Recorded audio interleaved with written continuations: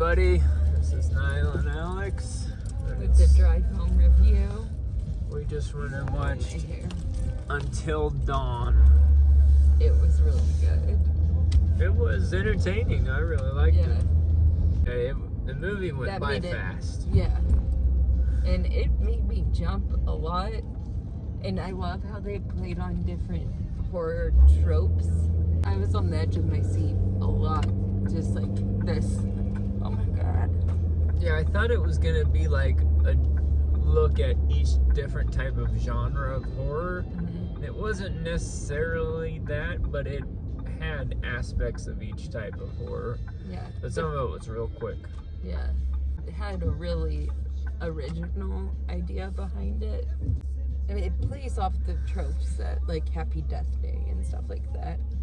It kind of had like almost a silly vibe to it, but not so much that it wasn't horror. Yeah.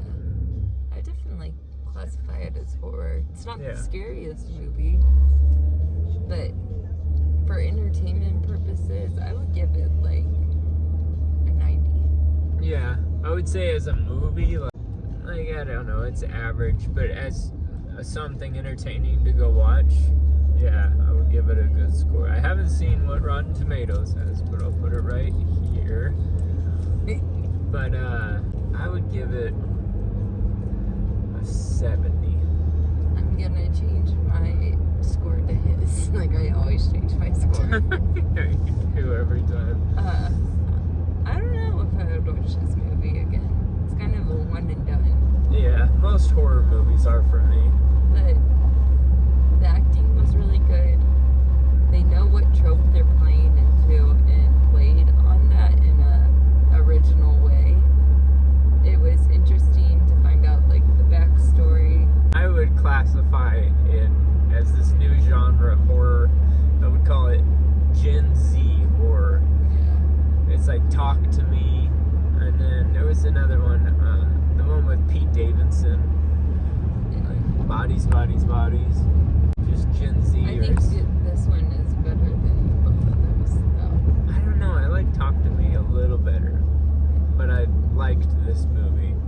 Like she said, it was good acting and it was engaging. All of the horror felt real authentic and it wasn't cheesy at all. I liked that you had to figure out parts of the movie. Like, we kept seeing these characters, and I'm like, I think I know where they came from. Yeah. But honestly, I left the movie a little confused about what the main big bad was trying to do or how he was doing it. Same. It's a good movie. Yeah.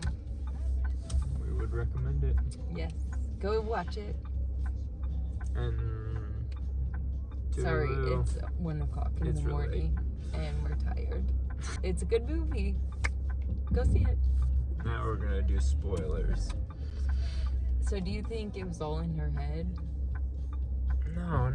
Why did you think it was all in their head? All in her head. Why? Because she could have been at the psych ward.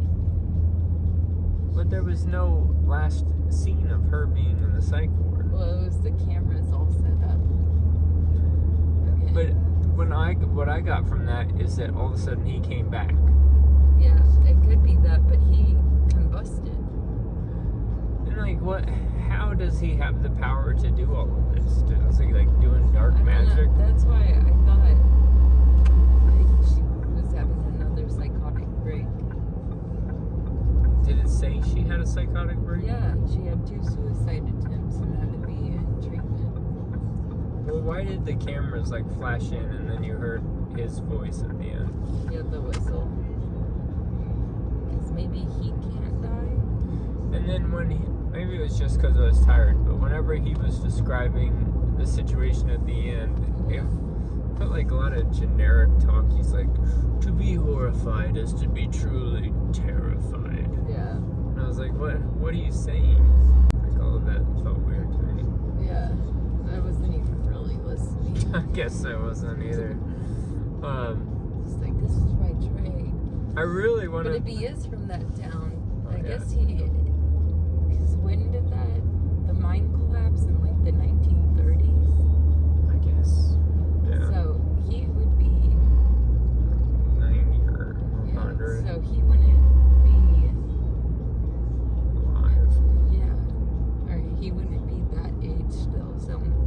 And that guy looks Stay alive.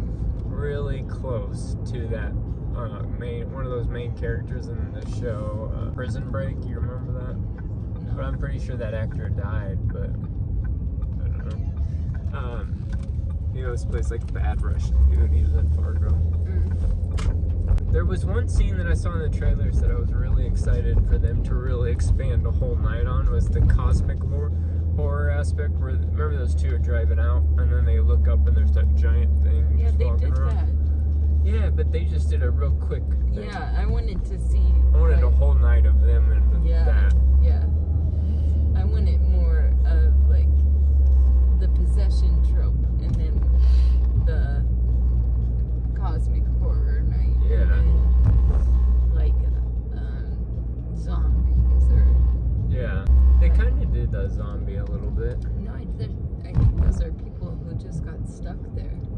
And then yeah, because all the killers that were there were people who had previously been. Yeah. That's what I figured. Yeah, that's what I told you. They called them Wendigos, which is weird because that's a Native American term. You remember that show, Outsider, Stephen King? That was all about the Wendigo. No, it was about That was the supposed character. Wendigos, according to like Native American history and culture, are like Native American spirits who played with the dark arts or something. And You know, another thing in that movie is they didn't really resolve the sister. I think she got her death. So that she killed her whenever she landed on her. Yeah. So she didn't have to keep living in that hell. And they all got out living. Yeah. But then you're thinking that at the end, when they see the screams, that's indicating that it's all in her head. I thought so. Like maybe she was having a psychotic break and those screens are they're filming The Residence. And that's just her doctor and she's back in the cycle. Well, maybe. I also kind of wish that they would have touched on the Saw franchise. I thought they kind of did. The And more we talk about it, the more disappointed I get in it. even though I don't understand it fully, I was entertained. I like it. I would be curious to see it ending explained. And they probably would break down each thing that was hinted at. Yeah. And his full story. Yeah, they didn't really explain that either. Just that they brought him in.